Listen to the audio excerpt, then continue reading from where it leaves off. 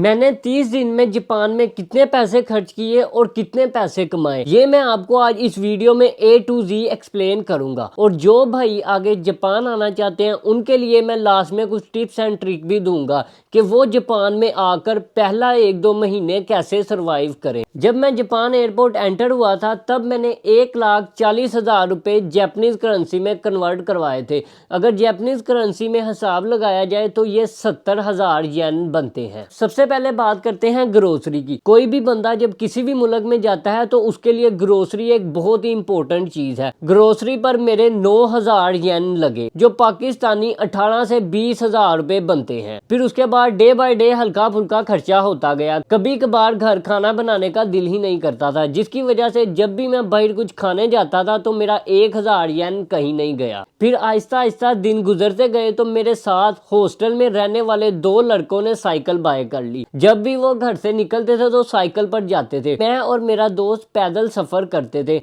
हमें यहाँ से जब भी मार्केट जाना होता था तब हम कोई 1 किलोमीटर जाना और 1 किलोमीटर आना, तकरीबन 2 किलोमीटर पैदल चलते थे। पहले हमारा प्लान ये था कि हम लोग सेकंड हैंड साइकिल बाय करेंगे और अपना इसके ऊपर गुजारा करेंगे, बाकी के जो पैसे बचेंगे उनका हम अपने ऊपर लगाएंगे। मतलब कि अपनी ज़्यादा से ज़्यादा ग्रोसरी करेंगे और जितना हो सकेगा उतनी बचत करेंगे। लेकिन किस्मत में कुछ और ही लिखा था। दिन गुजरते गए और हमें सेकंड हैंड साइकिल कहीं से भी नहीं मिली। 2 दिन बाद हमें किसी ने बताया कि आप जाकर न्यू साइकिल बाय कर लो, जो आपको पाकिस्तानी कोई 40 से 45,000 रुपए तक मिल जाएगी। ये सुनकर मैंने फैसला किया कि अगर हम इतने में साइकिल ले लेते हैं तो इसमें कोई हर्ज नहीं होगा। अगर जापानीज येन में देखा जाए तो ये 20,000 या 21,000 येन बनते हैं। तो एक दिन हमारा प्लान बना और हम साइकिल लेने के लिए निकल गए। सीधा हम उस मॉल पर गए जहां पर हमारे हॉस्टल में रहने वाले 2 लड़कों ने साइकिल बाय की थी। उन्होंने बताया कि आपको वहां पर सस्ते में साइकिल मिल जाएंगी, वो भी ब्रांड न्यू। लेकिन जब मैंने सबसे सस्ती साइकिल देखी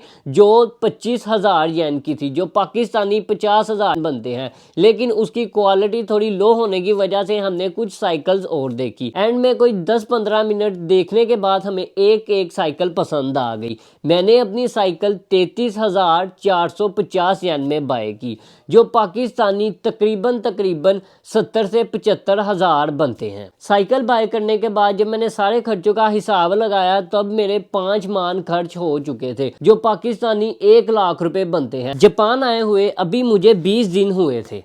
मैंने अपना बटुआ खोला और उसके अंदर देखा तो मेरे पास कोई 15,000 येन मौजूद थे। मैंने सारा हिसाब लगाया और देखा कि मेरे पैसे कहाँ कहाँ लगे हैं। कि मैं पाकिस्तान से 1,40,000 लाया था, इनमें से सिर्फ और सिर्फ मेरे पास 30,000 मौजूद है। तो इतने ज़्यादा पैसे मेरे कहाँ लगे, मैंने कहाँ खर्च किए। तो मैंने सोचा कि मैं अब इसका हिसाब लगाता हूँ। सबसे पहले आते हैं 70,000 की मैंने ली साइकिल, 20,000 की मैंने की ग्रोसरी, उसके बाद मैंने 8,000 लगाए अपने ट्रैवलिंग में, जो कि सीधा सीधा एक खर्चा बनता है। जब भी हम ओसाका जाते थे तो हमारा आने जाने का एक बंदे का 1,000 येन लगता था। अगर गलती से हम गलत ट्रेन पर चढ़ जाते थे तो 1,200 येन कहीं नहीं गए। मैं कोई ओसाका 2 से 3 मरतबा गया हूँ। तो इस चीज का हिसाब लगाने के बाद सीधा सीधा 5 से 8,000 येन मैंने ट्रैवलिंग में खर्च किए हैं। अगर टोटल इन चीज़ों का हिसाब लगाया जाए तो मैंने पाकिस्तानी 1,20,000 25 दिनों में खर्च किए हैं। अगर 1,20,000 में फजूल खर्ची देखी जाए तो इनमें मैंने 10,000 रुपये पाकिस्तानी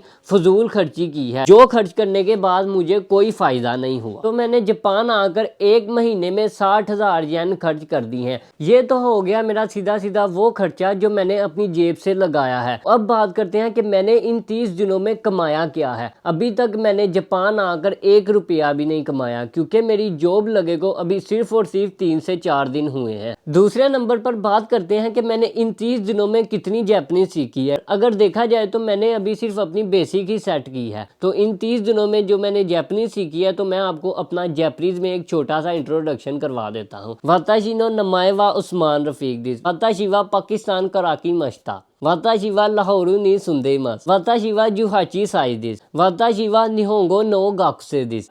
ये था मेरा एक बेसिक सा छोटा सा इंट्रोडक्शन। बाकी डे बाय डे मेरी लैंग्वेज इंप्रूव होगी तो कुछ अर्से बाद मैं जापानीज में भी अपना एक व्लॉग अपलोड करूंगा। तीसरे नंबर पर बात करते हैं कि मैंने जापान आकर कितनी लर्निंग की, क्या सीखा। मेरे हॉस्टल में 2 अजनबी लड़के रहते हैं। एक मेरा दोस्त साद है जिसे मैं कोई पिछले 4 महीने से अच्छे तरीके से जानता हूँ। यहाँ पर आकर मैंने बर्तन धोना सीख लिए। जापान आकर मैंने फर्स्ट टाइम रोटी बनाई और वो भी बिल्कुल परफेक्ट यानी गोल। फिर उसके बाद मुझे सालन बनाना नहीं आता था, लेकिन वक्त के साथ साथ मैंने वो भी सीख लिया। कभी मैंने अपनी लाइफ में सोचा नहीं था कि मुझे प्रदेश जाकर अपना काम A to Z खुद करना पड़ेगा। अगर पाकिस्तान की बात की जाए, किसी काम से जब बाहर से घर आता था तो मेरे सामने खाना पड़ा होता था। मेरी जो पीछे जिंदगी गुजर चुकी है, मैंने इसमें बर्तन उठाकर आज तक किचन में नहीं रखे। अब मेरी जिंदगी कुछ इस तरह से स्टार्ट हो चुकी है कि मुझे खाना बनाने से लेकर बर्तन धोने तक A to Z खुद काम करना पड़ता है। एक और बात, जब 4 लोग एक ही हॉस्टल में इकट्ठे रह रहे होते हैं तो बहुत ही ज्यादा मसले क्रिएट होते हैं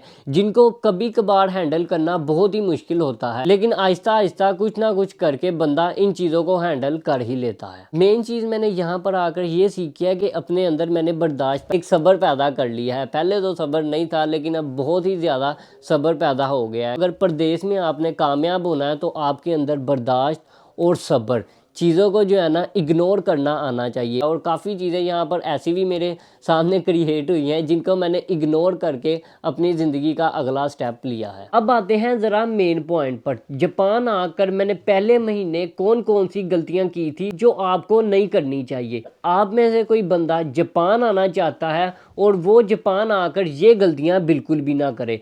सबसे पहली गलती मैंने ये की थी कि मैंने जापान आकर सिम कार्ड और बैंक अकाउंट कार्ड बहुत ही लेट बनवाया था। अगर आप में से कोई बंदा जापान आता है तो उसने आते साथ ही सबसे पहले काम ये करना है कि सिम कार्ड और बैंक अकाउंट कार्ड बनवा लेना है, वो भी अगले 2 से 3 दिनों में। इन 2 चीज़ों में आपने बिल्कुल देरी नहीं करनी। अगर आप इनमें देरी करेंगे तो आपका बहुत ज़्यादा टाइम वेस्ट होगा और साथ ही साथ आपको उतनी ही लेट जॉब मिलेगी। तो ये थी मेरी कोई 2-3 गलतियां जो मैंने जापान आकर की थी। अगर आप में से कोई बंदा जापान आता है तो ये इस तरह की गलती बिल्कुल भी ना करे। और साथ ही साथ अल्हम्दुलिल्लाह पहला मेरा महीना बहुत ही अच्छा गुजरा है, जिसमें मुझे कोई इतनी मुश्किलात का सामना नहीं करना पड़ा। अब आगे दूसरा महीना स्टार्ट हो चुका है। अब देखो कि साथ ही साथ मेरी ज़िंदगी किस तरह की गुजरती है और मैं इससे क्या क्या सीखता हूँ। मैं अपने इस YouTube चैनल पर आपको सारा A to Z डिटेल से बताया करूँगा, तो भाई को फॉलो कर लो। किसी भी किस्म का जापान के रिलेटेड सवाल हो तो कमेंट बॉक्स में आकर ज़रूर पूछें,